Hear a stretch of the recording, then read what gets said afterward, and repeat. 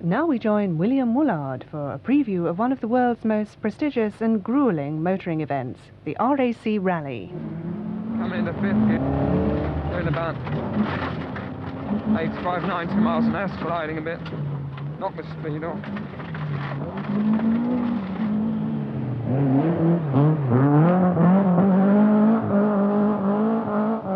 Harry Vartanen in the Peugeot 205 charging through the Welsh forest towards the finish of the 1984 Lombard RAC Rally. He'd actually rolled the car onto its roof during the night and lost his lead to Hanno Mikkola, but somehow he got the car righted again, forced his way back in front to win the rally by a margin of just 40 seconds after 5 days hard driving.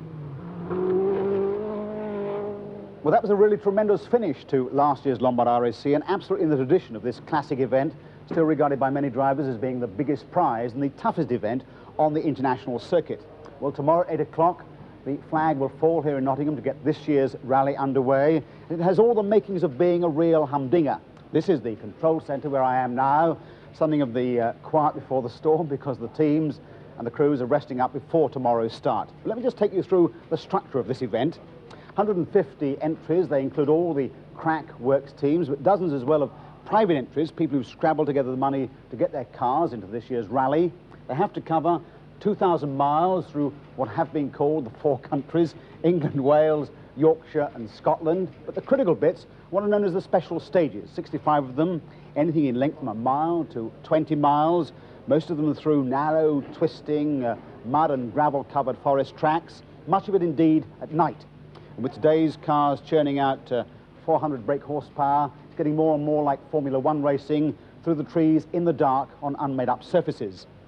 The other great thing about this year's event is the lineup of cars, because alongside the Audis and the Peugeot 205s, who've proven their strengths in many rallies throughout the world, we've got two new cars, the Lancia S4s.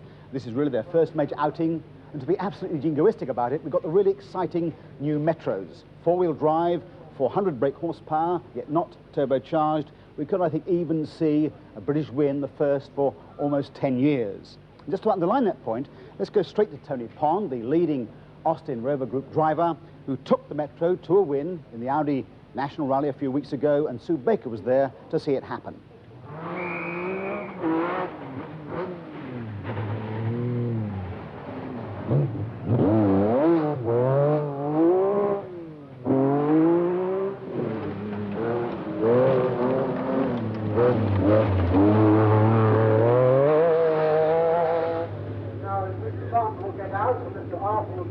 Tony, hello. Well done. Nice rally. How's the car going? Beautifully, marvellous, no problems at all. Tell us what changes you've made to this car, because it's quite substantially different from the early prototype, isn't it? Yes, it's basically a bit longer and a bit better. Yes. That's it. And of course the engine, which is the major thing, the 400 horsepower engine. Yes. But the early prototype was very near it. But the rest came with development, of course. Is this any easier to drive? Can you give us some idea of the sensation of driving? Yes, the difference was the shorter car was a lot twitchier. It did everything at a faster rate. This car does everything, it does the same things but slower, and therefore it allows you more time to get to grips and drive it. Very exciting. 400 horsepower four-wheel drive it. It's a nice feeling when you get it right, and a nasty one when you get it wrong. So we see it looking spectacular on the stages, but you're getting a lot of sensation inside the car, are you? Yes, sheer speed-wise, yes, incredible. I've never been so fast in a rally car. Just when they tell you what speed you're doing by the rev counter, because there's no speedo that works at the top end of the bracket, and it's always 120, 130 flat out, which is very, very quick on an unsighted forest road. You're looking very relaxed now, but it must be a tiring car to drive as well. No, it's not. It's got all the luxury, power steering and everything else. I mean, it makes my life quite easy, really. It does make you sweat because of the sheer heat in there, because that engine's 3 litres, it lives there. And we don't worry about trying to keep the temperature down. We try to get as much air in as possible. Now, you've been having a good preparation today for the RAC Rally. How do you view your prospects on the Lombard RAC?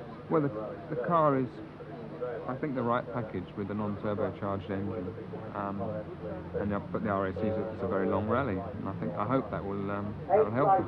Yes, it's a much longer rally now, isn't it? And it's likely to be a more tiring one with only one night halt. What are your views on that? Well, it's the same for everybody, isn't it? So we'll all have to sort it out and get around it the best way we can. I think the idea with the RAC is to try and get as trouble-free run as possible, and the car will do the rest. Do you think it's going to be very much tougher this year without that second night halt? Well, I don't know. It's very hard to say. It looks on paper like it might be quite tough, but it depends how long the road sections are, because if they're fairly long, then I'll get to sleep and it'll be very tough for the co-driver. Malcolm, as soon as Top Gear withdraws its sponsorship, you get a better ride, don't you? That's right. I mean, it all come good after last year's RAC Rally with yourselves, and you know, to be in part of a British team is even better, really.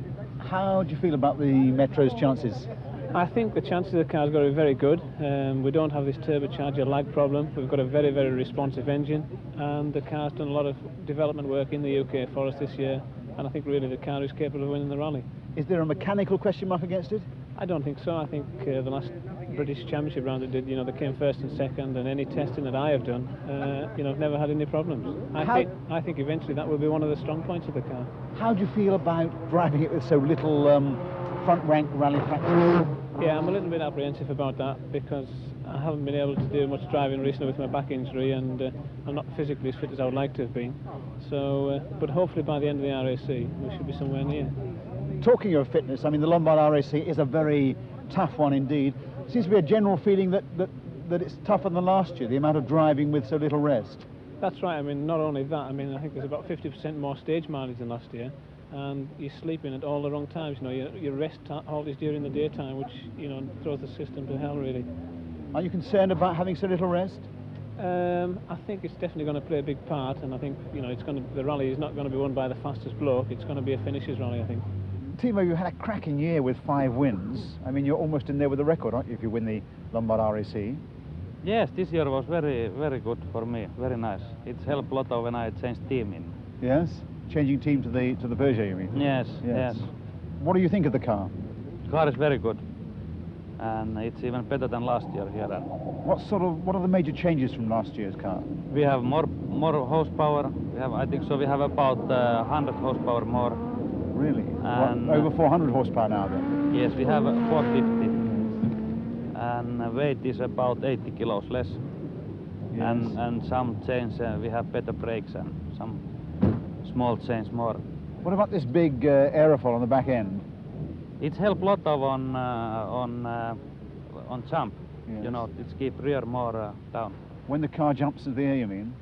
Like in the Thousand Lakes Rally? Yes, it's big help in Thousand Lakes. What are your own feelings about the Lombard RAC? I mean, is it a rally you like? Let's say I like the forest and the Pesia stage, but I don't like at all this that we don't have enough rest, enough time to sleep. You mean doing 5 days with only 1 night's sleep? Yes, it's terrible. Yes. And it's not nice at all.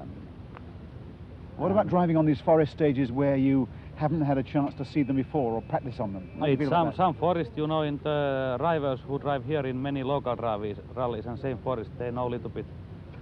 For me, it's not so good, but in this long rally. You still seem to do pretty well. Yeah. But yes. It's the sleeping you don't like, is it? The absence of sleeping? No, it's crazy. We spoke with our team doctors, and they sent letter to organization after San Remo rally, but they didn't change nothing. And our plan is that maybe we stop this rally on Tuesday evening.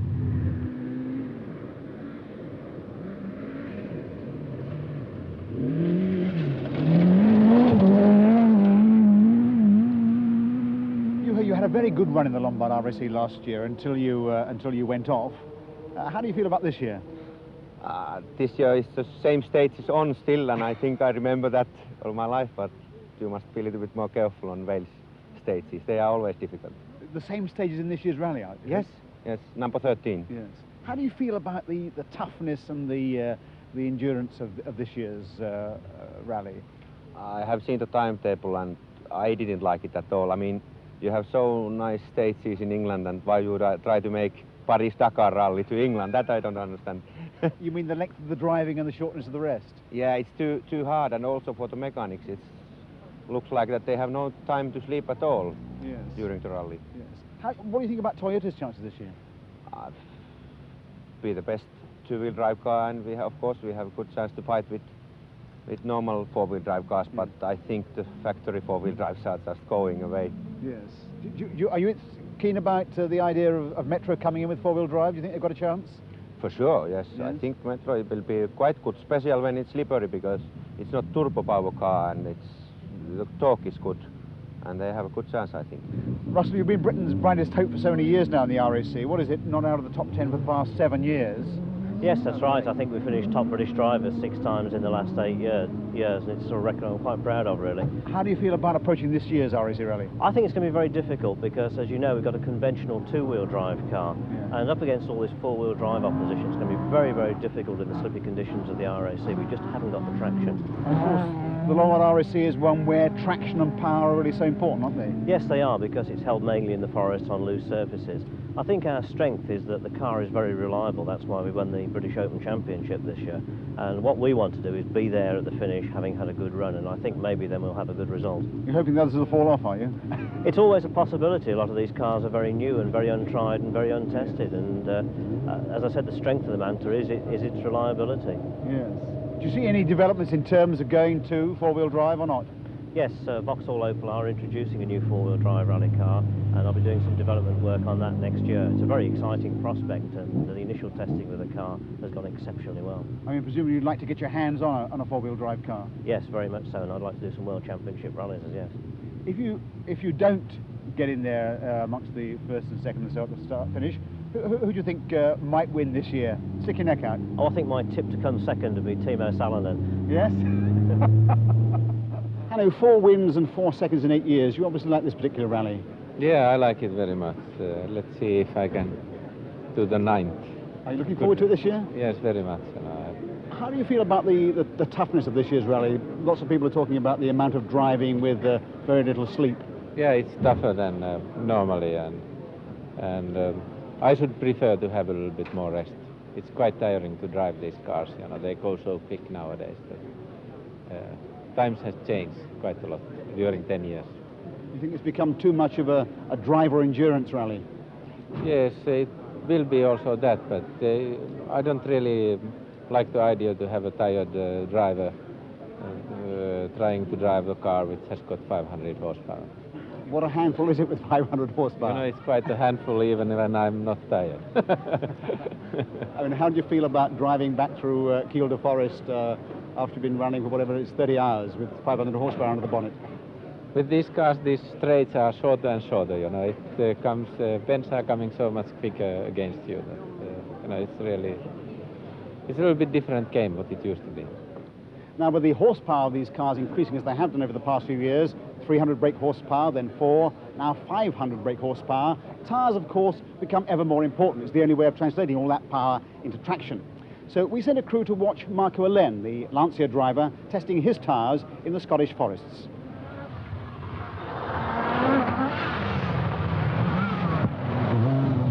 The S4 replaces the now somewhat outdated Lancia 037. It's an all-new four-wheel drive mid-engine charger. It's only got 4 cylinders, but it's unique in being both supercharged and turbocharged. The supercharger provides the boost at low revs, then the turbocharger takes over as the engine revs build up. The body is inexpensive Kevlar and fiberglass to save weight, but basically it's just a weatherproof box for the driver and co-driver, with the engine, suspension and wheels slung fore and aft. This year, tyre choice seems to have become more and more important. And Marco Allen, the driver, explains just what can happen if you get it wrong. Well, you pay immediately. A lot of, you taking your thing in the morning, somebody say in ice, you taking states about 20 miles and you taking, you think I'm taking very soft compound, and after 10 miles you lost completely tires, you pay maybe 1 minute, and that's becoming very difficult, But that's a problem everybody. Yes, yes. Now, we all used to rejoice in the sound of the Stratos charging through the forest. Do you miss driving that? Well, I driving in last time in Stratos in RIC in 79. That's a very supercar, and I love also still, you know, in maybe my best rally car in my life. And are you going to win the RAC? Well, you know, I am last time in RAC Rally now in 83 or 82, and I say I am top 3, but difficult I say winning, but I am top 3, that's I guarantee.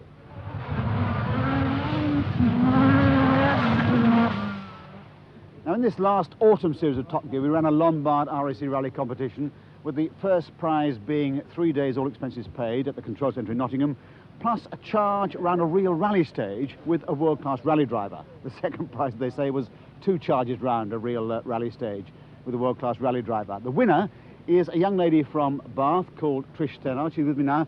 Trish, are you a dyed-in-the-wool rally fan? Yes, I am. Do Yes. you actually come out at night in the damp and the cold and stand beside these tracks? Yes, afraid so. Have you ever driven in a rally car? No, never. You No, haven't? No. Are you regretting at all you won this competition? I could well be. Do you know who your driver is? Yes, Because he is acknowledged as being, you know, one of the quickest guys over the gravel there is. Yes, marvellous. So let's get you in the car before you change your mind, Trish, shall we? Thank you.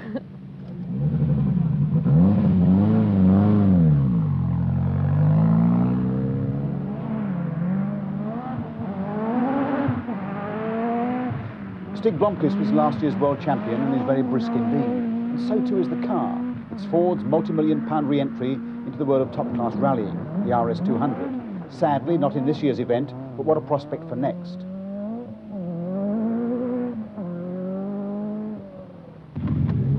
Oh, Trish, that looks so fast. And you're smiling. Yes. Well, how do you feel about it? Fantastic. Really? Yes, absolutely. What about the noise inside there as it's really giving it the gun? It's not too bad at all, No? really. And no. the violence as he's going around those bends? Yes, it's the G-force that got me. Really? Yes. We heard the tremendous roar though as he kicked it off at the start Yes, over there. I felt it. Yeah? You can get bitten, you know.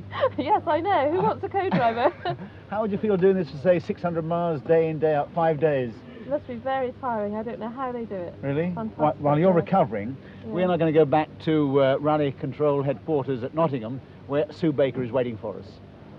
The whole crux of the rally is the timing, the times the drivers clock on the competitive sections.